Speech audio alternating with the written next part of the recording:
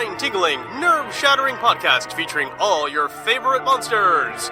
You won't believe your ears when you listen to Monster Kid Radio. Here are your hosts, Derek M. Cook, and his ever-rotating stable of guests discuss your favorite classic and sometimes not-so-classic monster movies.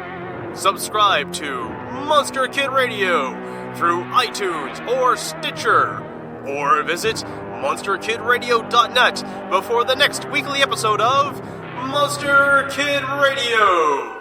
Go through the archives for interviews with Sarah Karloff, Victoria Price, and Joel Hodgson. Listen to discussions about movies like Creature from the Black Lagoon, Island of Terror, and King Kong. And don't forget convention coverage from Monster Bash and the H.P. Lovecraft Film Festival.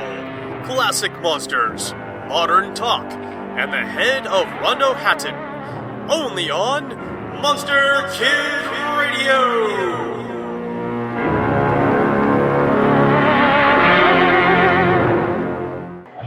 Welcome to week 2 of Black Clock Audio Tales. Halloween, October, Spooktacular, or whatever the hell we're calling it this year. We are live, as live can be right now, from Sam's Billiards in beautiful Hollywood neighborhood of the East Side Industrial District of Portland, Oregon. And this is week 2 of Ghost Stories. Remember, you can help support the show by going to pgttcm.com and donating $1 or $5 or $20 or $50. Help keep the show going. Join our beer cult, our t-shirt cult, or even just our cult where you're, you get your name read. I can't remember what we call that. Spectral cult? I don't know. Go to pgttcm.podbean.com and become a patron of the show. And hey, why not check out our final show of the Tuesdays of the month, People's Guide to the Cthulhu Mythos, with me. Who knows who the guest will be? Will it be Ken Hite? Will it be Rodney Anonymous of the Dead Milkman? Who knows? It's crazy to say. We love you. You love us. Thank you so much for listening and donating and helping the show grow. Subscribe. Tell your friends about it. Podbean, Stitcher, Apple Podcasts, Google Play, I don't know what's out there. Rate, review, 5-star given, high five. Phantasmagoria by Lewis Carroll. Canto 1, The Trysting. One winter night at 9:30, cold, tired, and cross and muddy, I had come home too late to dine, and supper with cigars and wine was waiting in the study. There was a strangeness in the room, and something, white and wavy, was standing near me in the gloom. I took it for the carpet broom, left by that careless slavey. But presently the thing began to shiver and to sneeze, on which I said, Come, my man, that a most inconsiderate plan, less noise there, if you please. I've caught a cold, the thing replies, out there upon the landing. I turned to look in some surprise, and there before my very eyes a little ghost was standing. He trembled when he caught my eye and got behind a chair. How came you here? I said, and why? I never saw a thing so shy. Come out, don't shiver there. He said, I'll gladly tell you how, and also tell you why. But, here he gave a little bow, you're in so bad a temper now, you think it all a lie. And as to being in a fright, allow me to remark that ghosts have just as good a right in every way to fear the light as men fear the dark. No plea, said I, can well excuse such cowardice in you, for ghosts can visit when they choose, whereas we humans can't refuse to grant the interview. He said, a flutter of alarm is not unnatural, is it? I only feared you really meant some harm. But now I see that you are calm. Let me explain my visit. Houses are classed, I beg to state, according to the number of ghosts that they accommodate. The tenant merely counts as weight with coals and other lumber. This is a one-ghost house, and you, when you arrived last summer, may have remarked a spectre who was doing all that ghosts can do to welcome the newcomer.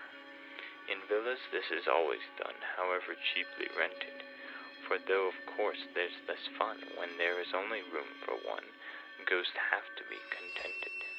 That spectre left you on the 3rd. Since then you've not been haunted, for as he never sent us word, 'twas quite by accident we heard that anyone was wanted. A spectre has first choice by right in filling up a vacancy, then phantom, goblin, elf, and sprite. If all of these fail, them they invite, the nicest ghoul that they can see. The spectre said the place was low and that you kept bad wine, so as a phantom had to go, and I was first, of course, you know, I couldn't well decline. No doubt, said I, they settled on who was fittest to be sent, yet still to choose a brat like you to haunt a man of 42 was no great compliment. I'm not so young, sir, he replied. As you might think, the fact is, in caverns by the waterside and other places that I've tried, I've had a lot of practice. But I have never taken yet a strict domestic part, and in my flurry I forget the 5 good rules of etiquette we have to know by heart. My sympathies were warming fast towards the little fellow. He was so utterly aghast at having found a man at last, and looked so scared and yellow. At least, I said, I'm glad to find a ghost is not a dumb thing, but pray sit down, you'll feel inclined, if like myself you have not dined, to take a snack of something. Though certainly you don't appear a thing to offer food to, and then I shall be glad to hear, if you will say them loud and clear, the rules that you allude to. Thanks, you shall hear them by and by. This is a piece of luck. What may I offer you? Said I. Well, since you are so kind, I'll try a little bit of duck. 1 slice, and may I ask you for another drop of gravy? I sat and looked at him in awe, for certainly I never saw a thing so white and wavy. And still he seemed to grow more white, more vapory and wavier, seen in the dim and flickering light as he proceeded to recite his maxims of behavior.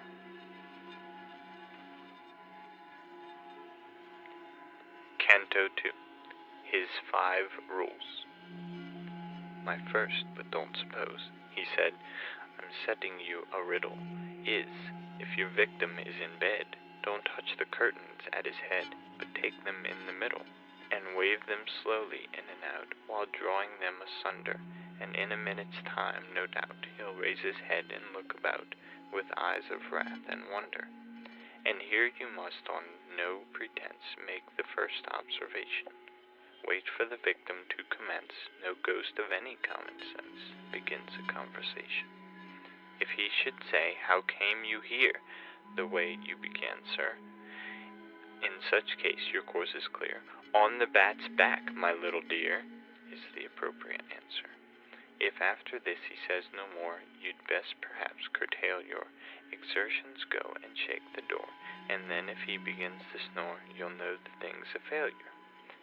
By day, if he should walk alone, at home or on a walk, you merely give a hollow groan to indicate the kind of tone in which you mean to talk. But if you find him with his friends, the thing is rather harder. In such a case, success depends on picking up some candle ends or butter in the larder. With this you make a kind of slide. It answers best with sweet, on which you must contrive to glide and swing yourself from side to side. One learns how to do it. The second tells us what is right in ceremonious calls. First burn a candle or crimson light, a thing I quite forgot tonight, then scratch the door or walls. I said, you'll visit here no more if you attempt the guy. I'll have no bonfires on my floor, and as for scratching at the door, I'd like to see you try.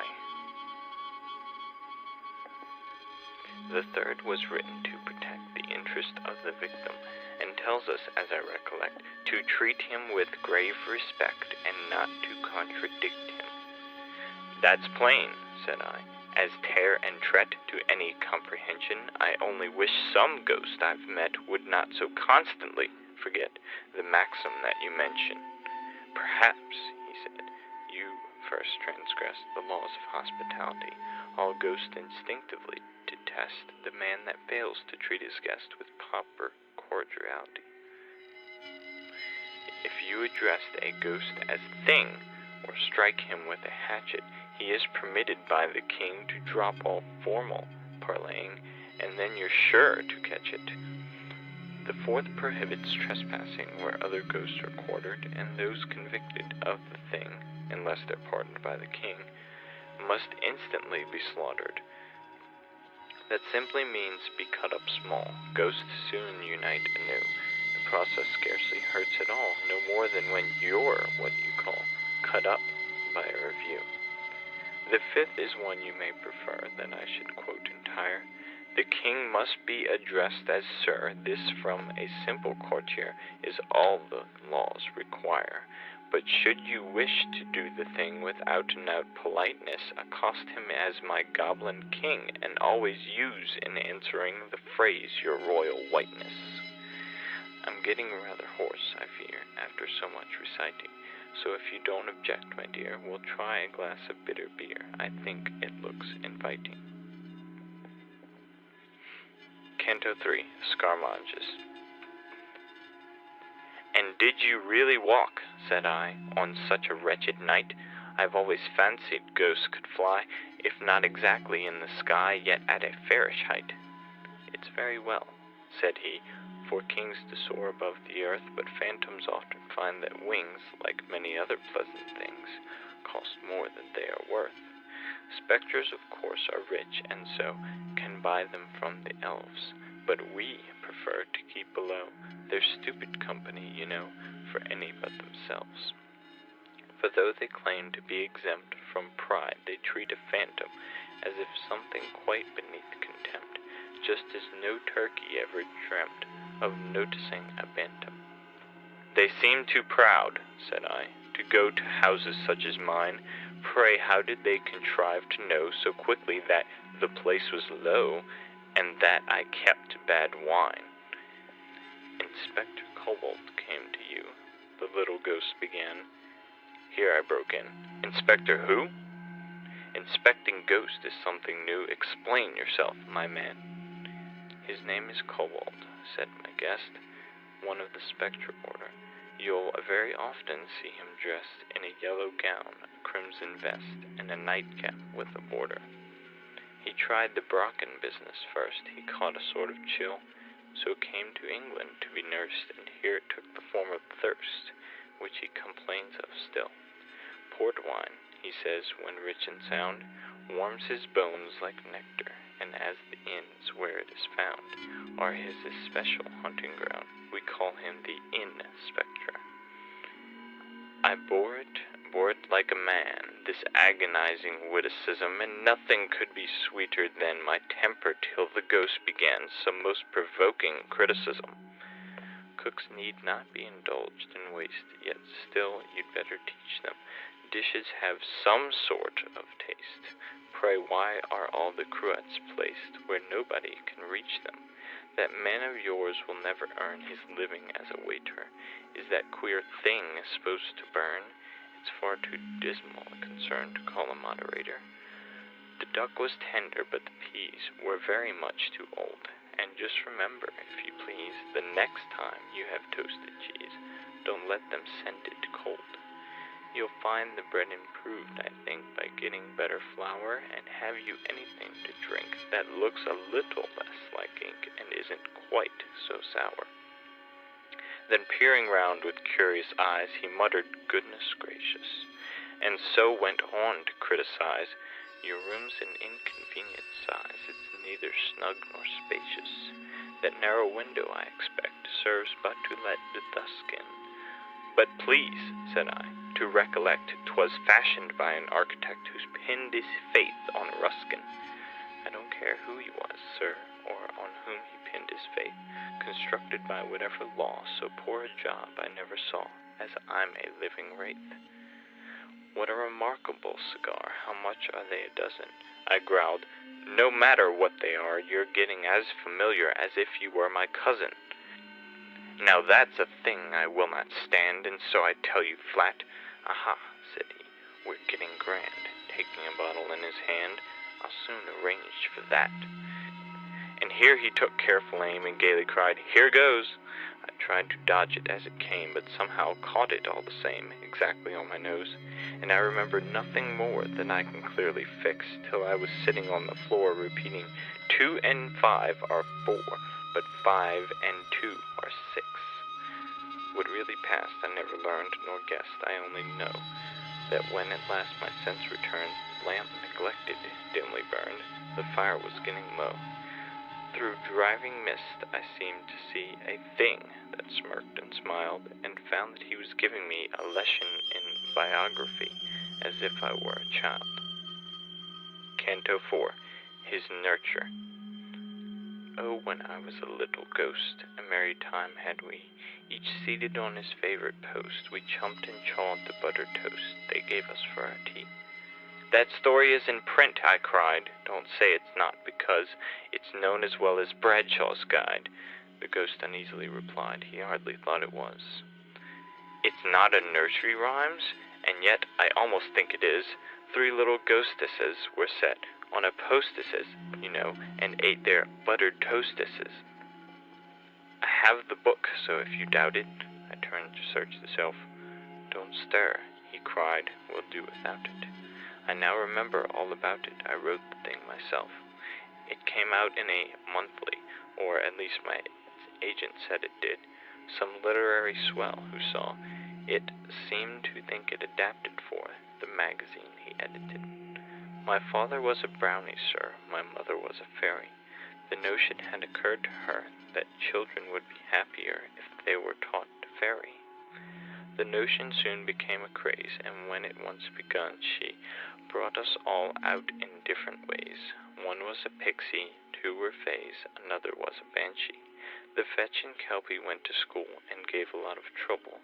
Next came a poltergeist and ghoul, and then 2 trolls, which broke the rule, a goblin and a double.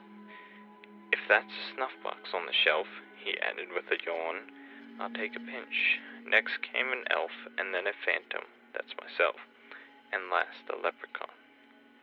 One day some specters chanced to call, dressed in the usual white. I stood and watched them in the hall, and couldn't make them out at all. They seemed so strange a sight. I wondered what on earth they were. They looked all head and sack, but Mother told me not to stare, and then she twitched me by the hair and punched me in the back. Since then I've often wished that I had been a spectre born, but what's the use? He heaved a sigh. They are ghost nobility, and on us they look with scorn. My phantom life was soon begun when I was barely 6. I went out with an older one, and just at first I thought it was fun and learned a lot of tricks. I've haunted dungeons, castles, towers, wherever I was sent. I've often sat and howled for hours, drenched to the skin with driving showers, upon a battlement. It's quite old-fashioned now to groan when you speak. This is the newest thing in tone, and here, it chilled me to the bone, he gave an awful squeak. Perhaps, he added, to your ear, that sounds an easy thing. Try it yourself, my little dear. It took me something like a year, with constant practicing. And when you've learned to squeak, my man, and caught the double sob, you're pretty much where you began. Just try and gibber if you can. That's something like a job. I've tried it, and can only say, I'm sure you couldn't do it, even if you practiced night and day, unless you have a turn that way and natural ingenuity. Shakespeare, I think it is, who treats of ghosts in days of old, who gibbered in the Roman streets, dressed, if you recollect, in sheets. They must have found it cold. I've often spent 10 pounds on stuff in dressing as a double, but though it answers as a puff, it never has effect enough to make it worth the trouble. Long bills soon quench the little thirst I had for being funny. The setting up is always worse. Such heaps of things you wanted first, one must be made of money. For instance, take a haunted tower with skull, crossbones, and sheet, blue lights to burn, say, 2 an hour, condensing lens of extra power, and set of chains complete. What with the things you have to hire, the fitting on the robe, and testing all the colored fire, the outfit of itself would tire the patience of a Job. And then they're so fastidious, the haunted house committee, I've often known them to make a fuss because a ghost was French or Russ, or even from the city. Some dialects are objected to, for one the Irish brogue is, and then for all you have to do, £1 a week they offer you, and find yourself in bogies. Canto 5, Bickerment. Don't they consult the victims, though? I said. They should by rights give them a chance, because you know the taste of people differ so, especially in sprites. The phantom shook his head and smiled. Consult them? Not a bit. 'Twould be a job to drive one wild, to satisfy one single child. There'd be no end to it. Of course you can't leave children free, said I, to pick and choose, but in the case of men like me, I think mine host might be fairly allowed to state his views. He said, it really wouldn't pay. Folk are so full of fancies. We visit for a single day, and whether then we go or stay depends on the circumstances. And though we don't consult mine host before the thing's arranged, still if he often quits his post, or is not a well-mannered ghost, then you can have him changed. But if the host's a man like you, I mean a man of sense, and if the house is not too new, why, what has that, said I, to do with a ghost's convenience? A new house does not suit, you know. It's such a job to trim it. But after 20 years or so, the wainscotings begin to go, so 20 is the limit. To trim was not a phrase I could remember having heard. Perhaps, I said, you'll be so good as to tell me what is understood exactly by that word. It means the loosening all the doors, the ghost replied and laughed. It means the drilling by scores in all the skirting boards and floors to make a thorough draught. You'll sometimes find that one or two are all you really need to let the wind come whistling through, but here there'll be a lot to do. I faintly gasped. Indeed! If I had been rather later, I'll be bound, I added, trying most unsuccessfully to smile. You'd been busy all this while, trimming and beautifying? Why, no, said he. Perhaps I should have stayed another minute, but still no ghost that's any good without any introduction would have ventured to begin it.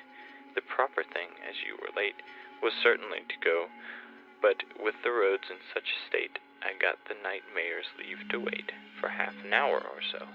Who's the night mayor? I cried, instead of answering my question.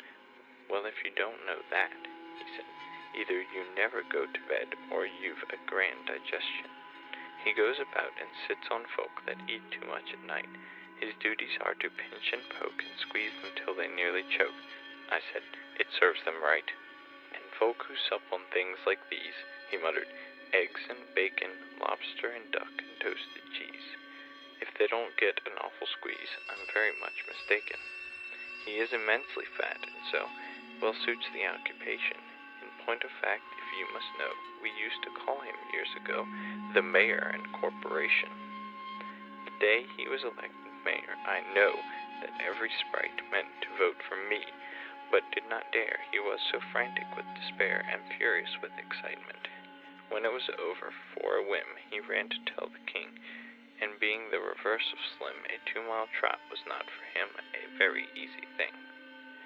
So to reward him for his run, as it was baking hot and he was over 20 stone, the king proceeded, half in fun, to knight him on the spot.